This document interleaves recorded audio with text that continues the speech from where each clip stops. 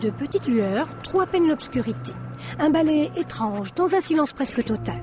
En fait, une chorégraphie effectuée par le déplacement d'une équipe de vendangeurs entre les pieds de vigne. Nous sommes sur la côte orientale. Dans ce vignoble, une partie du raisin est récoltée la nuit.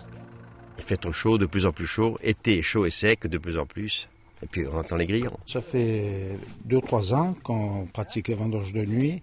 Tout d'abord pour maintenir les arômes du raisin. Et en plus, les ouvriers travaillent beaucoup mieux, il fait frais, et voilà. Les vendanges de nuit sont de plus en plus pratiquées pour les raisins destinés au vin rosé ou au vin blanc. Sur cette parcelle, c'est le cépage traditionnel, le Vermentino, qui est cueilli ainsi. Une vendange à la main au nom de la qualité. Ce choix complique un peu le travail nocturne des ouvriers agricoles. Le labeur de nuit, une découverte pour la plupart d'entre eux. La nuit, il ne fait pas chaud, le jour, il fait chaud trop. C'est mieux la nuit. C'est la première fois que je viens travailler ici et je trouve ça bien. Travailler de nuit, cela nous plaît à moi et aux autres ouvriers car il fait moins chaud.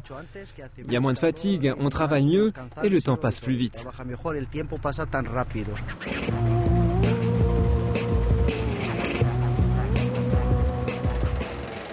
Au domaine de la Punta, le personnel de la cave s'est également mis à l'heure de nuit.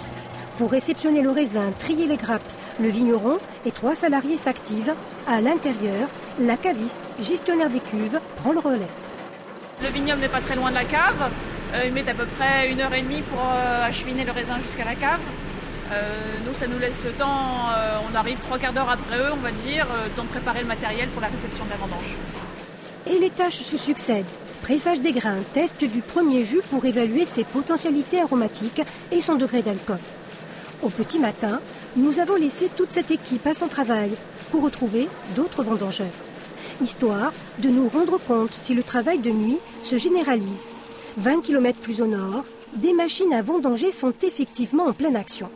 Cette exploitation, le château de Pianic, s'étend sur 120 hectares, plus de la moitié consacrée au rosé et au blanc. Elle aura cette année été vendangée de nuit.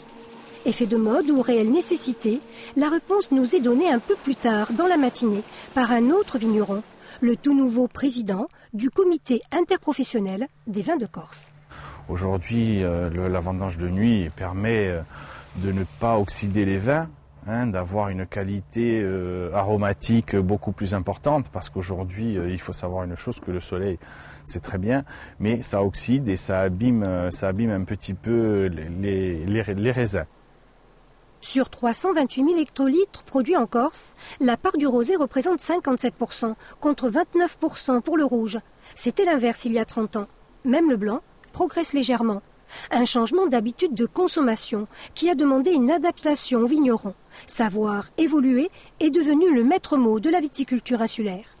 Aujourd'hui, le vignoble corse, c'est 6 300 hectares, 280 producteurs, dont 110 caves particulières et 5 coopératives. Et le travail de nuit va rendre plus urgent encore la réalisation d'un grand chantier, celui de l'emploi. Le problème que l'on a aujourd'hui, c'est qu'on a un manque de formation qui est très important. On n'arrive plus à trouver des gens, à un moment donné, qui sont assez compétents techniquement. Et ça va devenir, à l'horizon des 5 à 10 ans, ça va devenir un réel problème. D'autant que peu de jeunes Corses sont attirés par la filière viticole. Les métiers y sont réputés harassants, peu valorisés, et l'utilisation d'une main-d'œuvre noire, souvent reprochée. Pourtant, la vigne corse est source d'emploi. On recense 500 ouvriers, 1000 saisonniers, 64 chefs de culture. Chez Alain Lougarini, pour garder la même équipe à l'année, on a trouvé une solution empruntée au BTP. Nous, on travaille avec une équipe, justement, c'est un prestataire qui nous met à disposition cette équipe-là que vous avez filmée cette nuit. C'est une équipe vraiment formidable parce qu'on commence à 3h, à 4h, ils sont toujours là. Il y a une très bonne ambiance et voilà, ils ramassent très bien et on est vraiment contents. Autre dossier à l'étude, celui de la progression du marché. À l'image des coopératives et leur gros volume de production, les producteurs propriétaires vont devoir élargir leur clientèle. Le marché est saturé aujourd'hui et il est surtout conditionné par les saisons touristiques. Et je pense qu'aujourd'hui, notre salut viendra de notre capacité à sortir du marché local. Et pas seulement pour exporter davantage vers le continent. États-Unis, Canada, Chine seraient intéressés.